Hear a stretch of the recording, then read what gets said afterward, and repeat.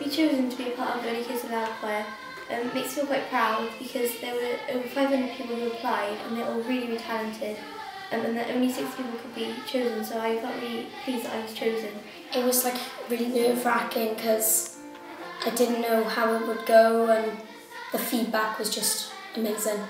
At first I was really nervous because, you know, Only Kids Aloud is so highly regarded, so well spoken about, but I turned up and thankfully it was just a non-stressful, friendly process. I think it's like really fun to be part of the choir and like to have the experience to go to South Africa and sing. It's just amazing.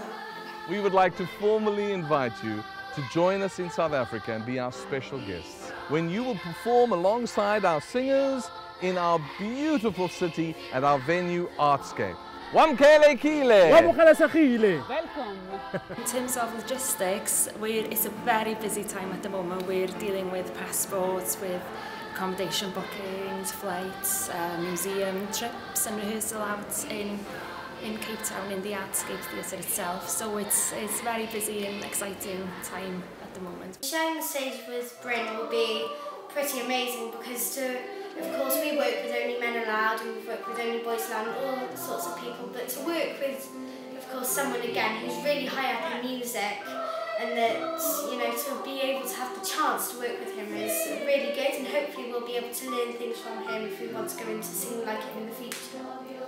I was asked by Tim and the Millennium Centre to compose a piece for the Only Kids Aloud tour to South Africa. So the 3 movements of this piece reflect a different type of mood in South Africa. The first is the landscape and the beauty of that. The second is the power of music to change someone, literally.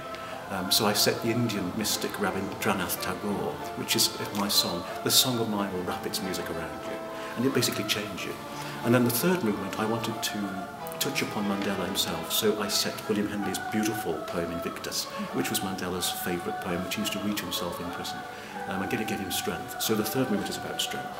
The song entwines Welsh singing and has a tribal vibe to the song, and it's really happy and uplifting song. When you like learn a song and you listen to it, sometimes if it's a nice song you can feel the rhythm in your body, and that's how I feel with this song because it's a really nice catchy song and I really enjoy singing it.